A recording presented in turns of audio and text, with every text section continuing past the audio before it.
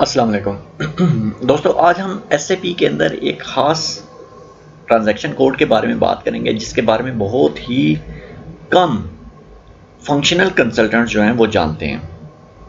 जो डेवलपर्स हैं या जो प्रोग्रामर्स हैं एसएपी के, वो तो इसके बारे में बहुत ज़्यादा और जानते हैं और उनको ही इस ट्रांजैक्शन को ही ज़्यादा से ज़्यादा वो यूज़ करते हैं।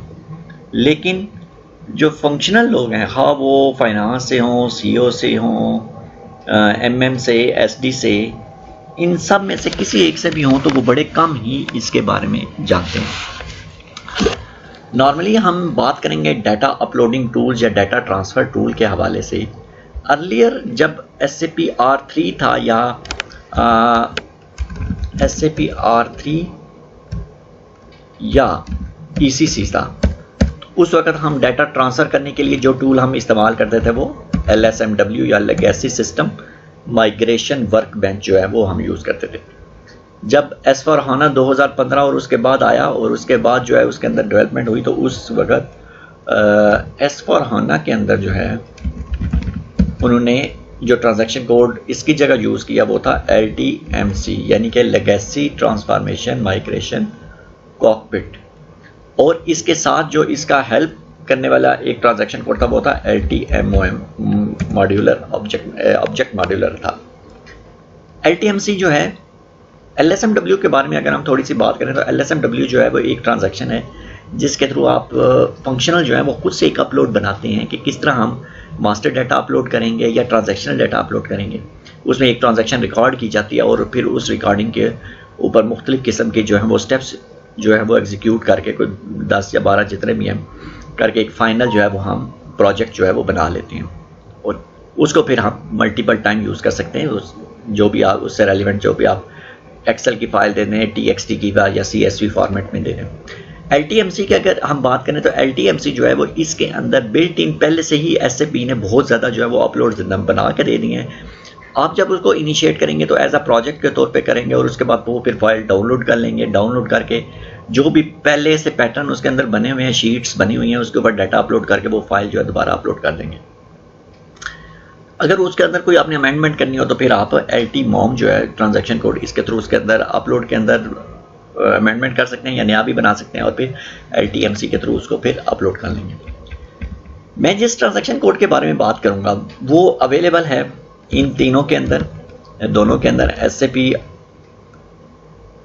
R3 के अंदर भी है, ECC के अंदर भी है और S/4HANA के अंदर भी है।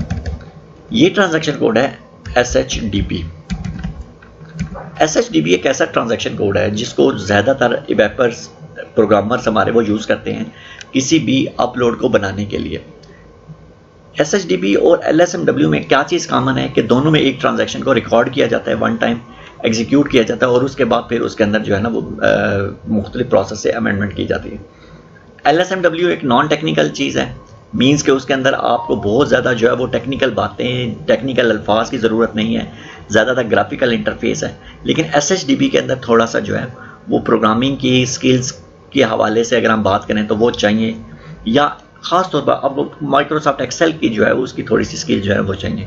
लेकिन एज़ कम्पेयर टू LSMW जो है वो थोड़ा सा आसान है इस सेंस में कि इसके अंदर कुछ इस तरह से इन्वॉल्वमेंट नहीं है SAP की जिस तरह के LSMW के अंदर है। मतलब LSMW के अंदर आप टोटली जो है वो काम करेंगे, पहले सारा का सारा जो है वो SAP के ऊपर और उसके बाद फिर आप एक्सेल के ऊपर करेंगे, जबकि SHDB में ऐसा इस तरह की इन्वॉल्वमेंट जो है वो नहीं है। आइए हम चेक करते हैं कि SHDB के ऊपर हम किस तरह काम करेंगे। मैं एक ट्रांजैक्शन कोड चलाता हूँ SHDB। इसके अंदर जो है हम फॉर एग्जांपल एक कॉस्ट सेंटर बनाने का अपलोड जो है वो हम एग्जीक्यूट करते हैं। अगर हम कॉस्ट सेंटर बनाने के अपलोड की बात करें तो हमें पता है कि कॉस्ट सेंटर जो है वो किस ट्रांजैक्शन कोड से बनाया जाता है, वो है KS01 1101 मेरा कंट्रोलिंग एरिया है और यहाँ पे हम कॉस्ट सेंटर देंगे और यहाँ पे उसकी वैलिडिटी डेट देंगे और नेक्स्ट स्क्रीन में हम उसके पैरामीटर्स जो हैं वो फिल करेंगे और इस तरह आपका कॉस्ट सेंटर बन जाएगा। यही काम हम इसमें भी LSMW की तरह वन टाइम रिकॉर्डिंग करेंगे। फॉर एग्जांपल मैं न्यू रिकॉर्डिंग में जाता हूँ और मैं कहता हूँ कि जी कॉस्ट या कॉस्ट सेंटर अंडरस्कोर क्रिएशन।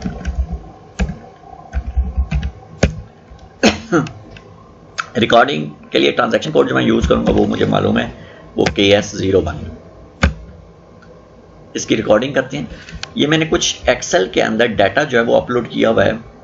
ये मैंने कुछ तकरीबन 11 जो हैं ये कॉस्ट सेंटर जो मैंने बनाने हैं, तो इसमें से एक को मैं फ़िलहाल ले लूँगा, बाकी जो 10 बचेंगे उसका मैं अपलोड बना लूँगा।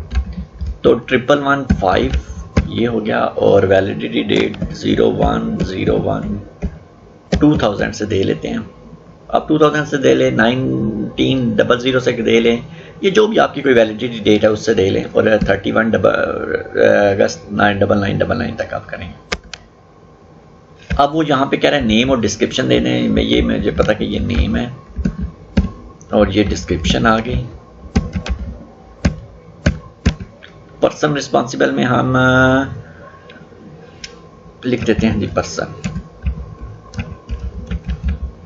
या बल्कि हम अपना टेस्ट यूज़र नेम लिख देते हैं, टेस्ट 1 2 3 ये मेरा यूज़र नेम है।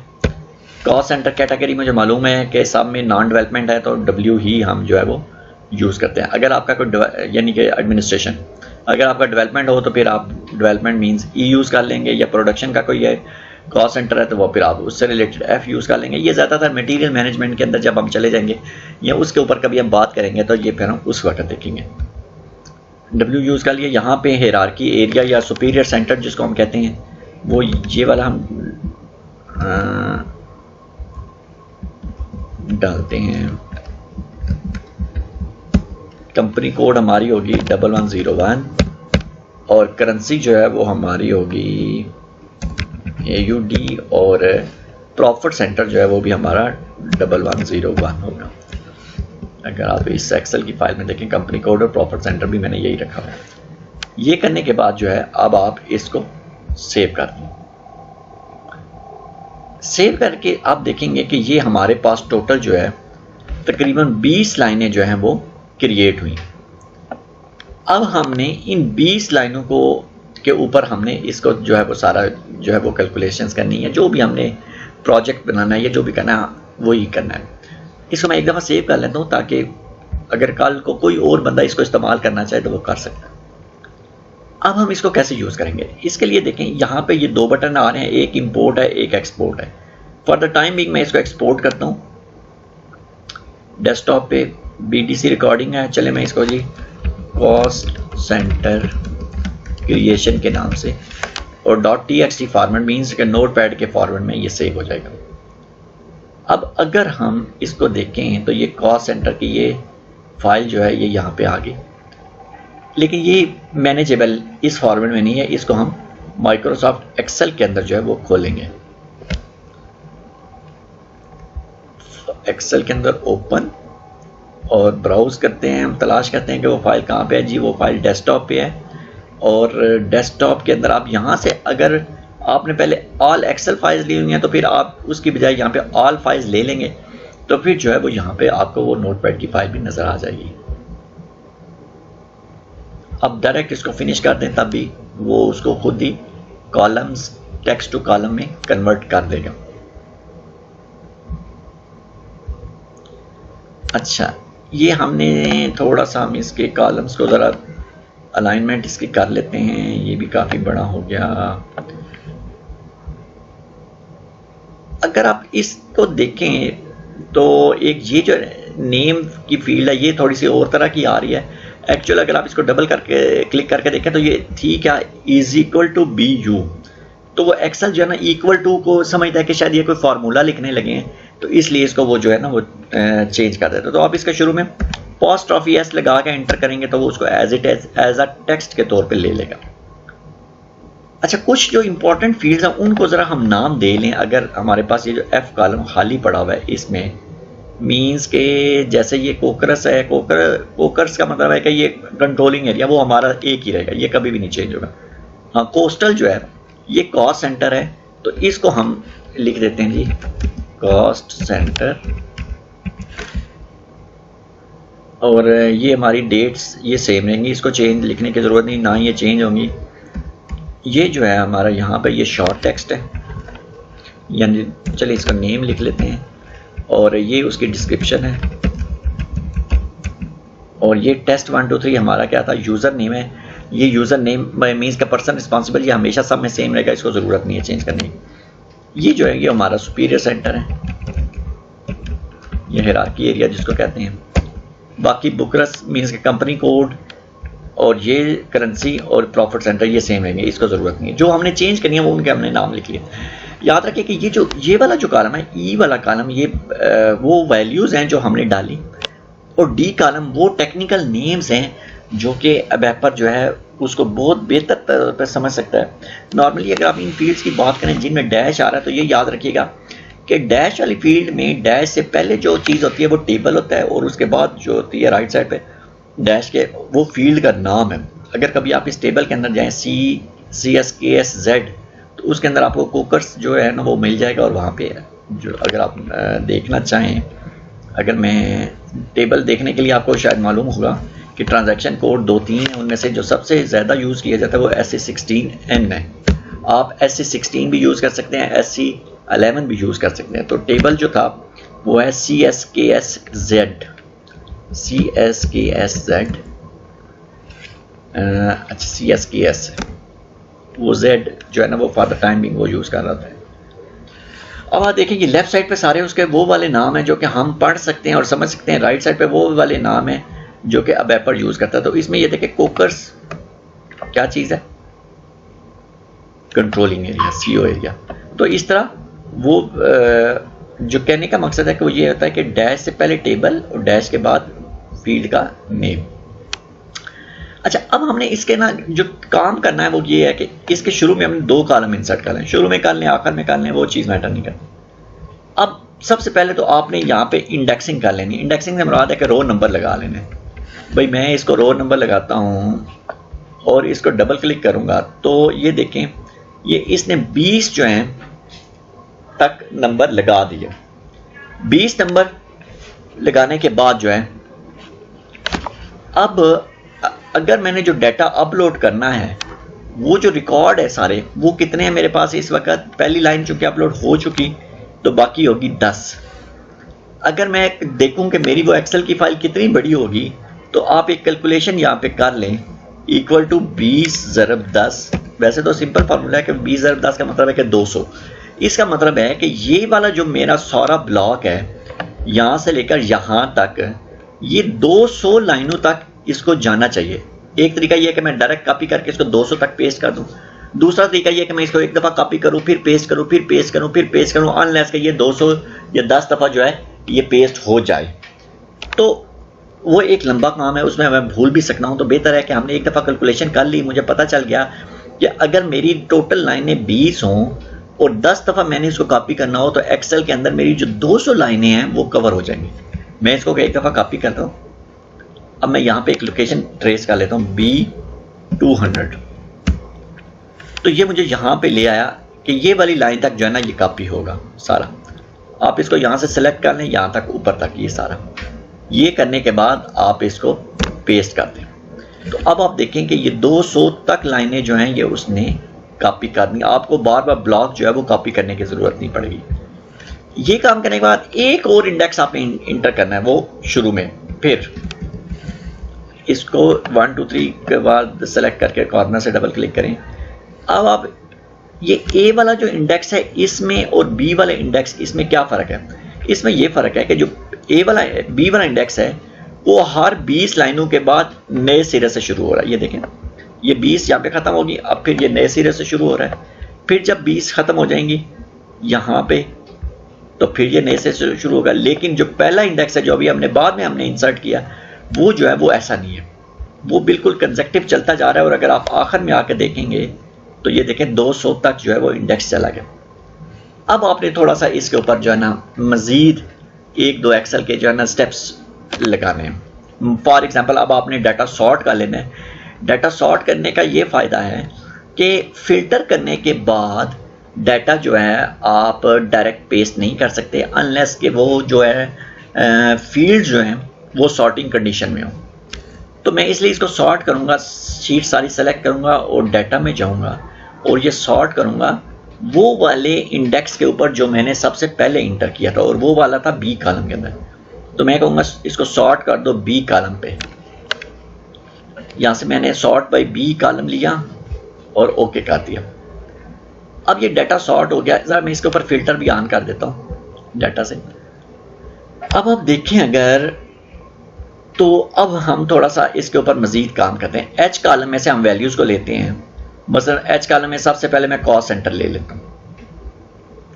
ये सारे कॉस्ट सेंटर वो मैंने 10 दफ़ा रिपीट किया था। अब मैं एक्सेल की ये वाली फाइल में आऊँगा और यहाँ से मैं ये 10 कॉस्ट सेंटर लेके इस पे पेस्ट कर दूँगा। फिर इसके बाद मैं दूसरी चीज़ लेता हूँ, डिस्क्रिप्शन। ये इसकी डिस्क्रिप्शन है। इस वाली फाइल से मैं डिस्क्रिप्शन ले लेता हूँ। सॉरी, पहली वाली लाइन छोड़ देनी है। कॉपी किया और यहाँ पे पेस्ट कर दिया। डिस्क्रिप्शन के बाद जो कॉलम आ रहा है वो है नेम।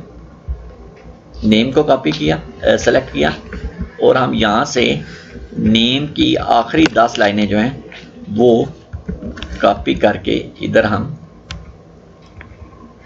पेस्ट कर देते हैं।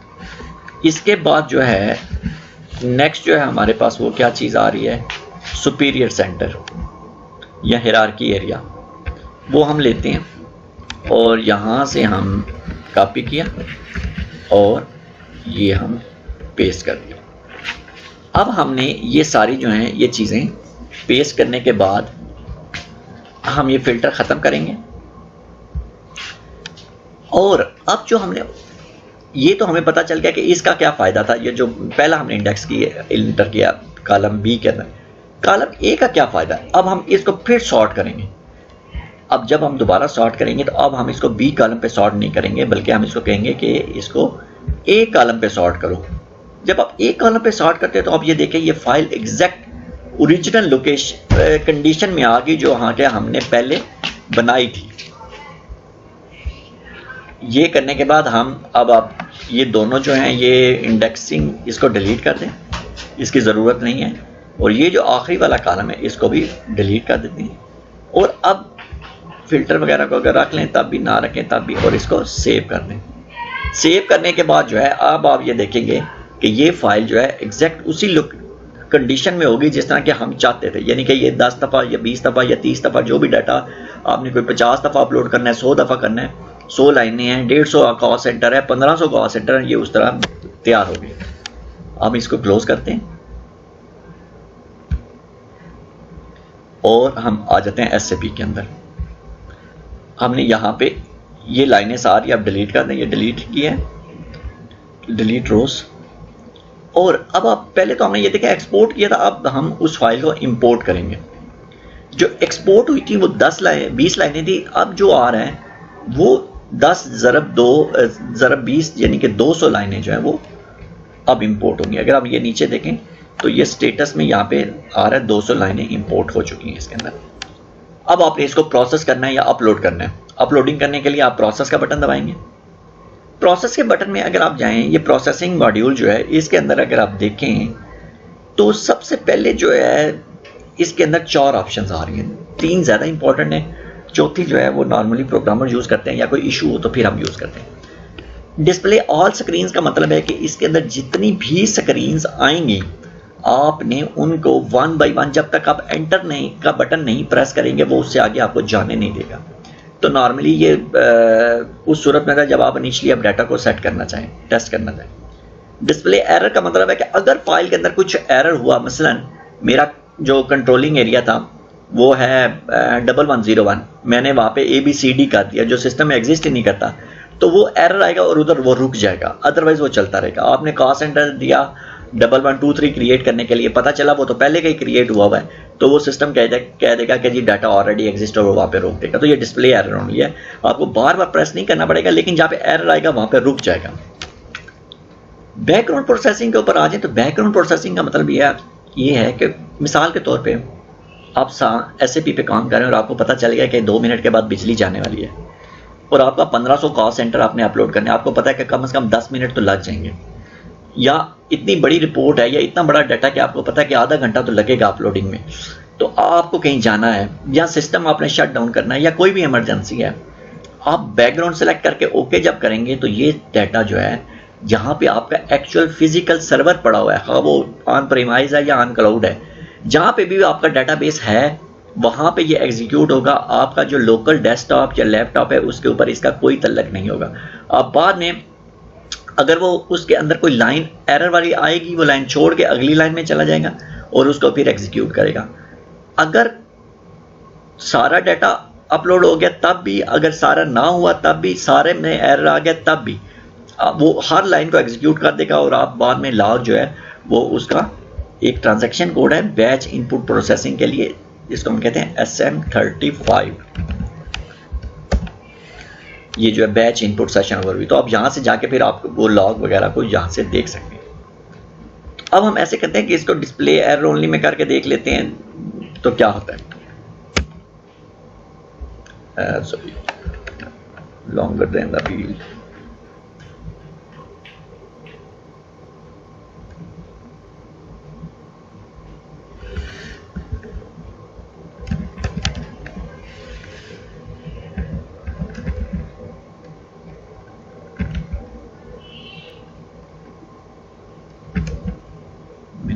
इंटरनल प्रोडक्शन,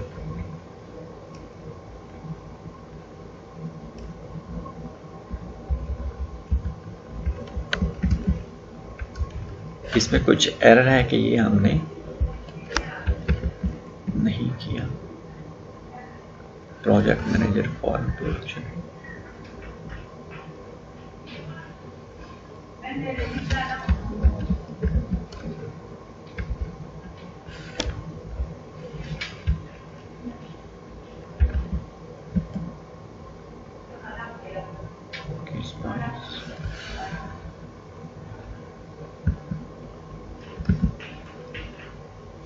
ये डाटा कॉपी नहीं है। 1101 1122 क्वालिटी शोर्स, ये डाटा जो है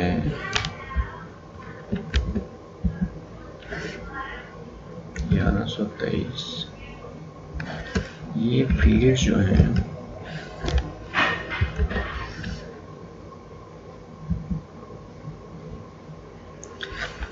तो अब हम ये देखें कि ये डाटा जो है ये सारा कॉपी हो गया, अपलोड हो गया। कुछ जगह पे कोई टेक्स्ट के अंदर एरर था, वो उसने इस लॉग के अंदर हमें बता दिया कि जी input value is longer than the डेन प्रो फील्ड, डायनामिक जो फील्ड्स स्टेटस थे उनसे लॉन्गर थी, इसलिए उसने वो वहाँ पे अपलोड ही नहीं की और उसके ऊपर उसने एरर दे दिया, उसने उसको ब्लैंक कर दिया। बाद में हमने उन फील्ड्स को मैनुअल डाल के अपलोड कर दिया। चाहे तो आप बेशक इसको मास्टर डाटा, इससे हम एग्जिट करते हैं। अब हम चेक करते हैं कि ये सारा मास्टर डाटा क्रिएट हुआ हो कि नहीं। तो कॉस्ट सेंटर डिस्प्ले के लिए हमें पता है कि ट्रांजैक्शन कोड है KS03। अगर आप चाहें तो ट्रांजैक्शन कोड के थ्रू चले जाएं, नहीं तो बेहतर होता है कि आप मेन्यू पाथ की अंडरस्टैंडिंग कर लें। अकाउंटिंग और कंट्रोलिंग, फिर cost centre accounting, master data, cost centre, individual processing, और ये है डिस्प्ले कॉस्ट सेंटर KS03। अब हम कोई रैंडमली चेक कर लेते हैं। फर्स्ट करें कि हम ये चेक करते हैं कि 1116 क्रिएट हुआ है, बिल्कुल फाइनेंस मैनेजर एक्सटर्नल और फाइनेंस मैनेजर एक्सटर्नल। चले हम ये देखते हैं कि 1125 क्रिएट हुआ है। ये 1125 है डायरेक्टर लोकल प्रोडक्शन, और यहाँ पे भी डायरेक्टर लोकल प्रोडक्शन। AD0202 इसका सुपीरियर सेंटर है और AD202 इसका सुपीरियर सेंटर है। तो दोस्तों आपने देखा कि इस तरह जो है हम कोई भी अपलोड जो है वो आप SHDB जो ट्रांजैक्शन कोड है जो कि यूनिवर्सल है, ये आपको R3 में भी मिलेगा। ये ट्रांजैक्शन कोड जो है ये आपको S/4HANA के अंदर भी मिलेगा, और ये जो है ये आपको ECC के अंदर भी मिलेगा। तो आप इसके थ्रू जो है वो सिस्टम के अंदर जो है वो आप इसको हम सेलेक्ट करके फर्स्ट करें अमेंड कर रहे हैं, तो अब आप देखेंगे कि ये वो 20 लाइनें पहले की हैं, तो आप अकॉर्डिंगली आप डाटा अपलोड भी कर सकते हैं। अमेंड करना हो, आप वही वाली अमेंड की स्क्रीन एक दफ़ा रिकॉर्ड करेंगे। फॉर एग्जांपल आप कोई नेम चेंज करना चाहते हैं KS02 में, कोई फंड सेंटर चेंज करना चाहते हैं, कोई GL चेंज करना चाहते हैं, कोई वैसे ट्रांजेक्शन अपलोड करना चाहते हैं, तो उसके थ्रू भी आप कर सकते हैं। इसकी कुछ लिमिटेशंस होंगी, वो अबैपर्स जो हैं वो जो टेक्निकल कंसल्टेंट हैं वो ज़रूर इसके बारे में बेहतर जानते होंगे कि कौन कौन सी चीज़ें जो आप इसके थ्रू अपलोड कर सकते हैं और लेकिन मैंने ये देखा कि इसको मास्टर डाटा अपलोडिंग के हवाले से मैंने इसको इस्तेमाल किया और मैंने इसको LSMW और दूसरी जो है LTMC उसके मुकाबले में मैंने इसके ऊपर काम करना आसान पाया। सिर्फ आपको थोड़ी सी एक्सेल की एक्सपर्टीज़ और थोड़ा सा जो है वो सिस्टम की नॉलेज होनी चाहिए कि सिस्टम का बिहेवियर किस तरह जो है वो काम कर रहा है। तो दोस्तों मैंने सोचा कि चलें आपको एक नई चीज़ के बारे में बताएं। अगर आपको इन चीज़ के बारे में कोई क्वेश्चन करना हो, कोई क्यूरी हो, कोई कमेंट्स करें तो ज़रूर कमेंट्स बॉक्स में भी आप कमेंट्स कर सकते हैं और इसके अंदर ही नीचे डिस्क्रिप्शन के अंदर जो है वो मेरा ईमेल एड्रेस भी दिया हुआ है, तो आप ईमेल भी मुझे कर सकते हैं। बहुत बहुत शुक्रिया। इंशाल्लाह फिर नेक्स्ट वीडियो में मिलेंगे। अल्लाह हाफिज़।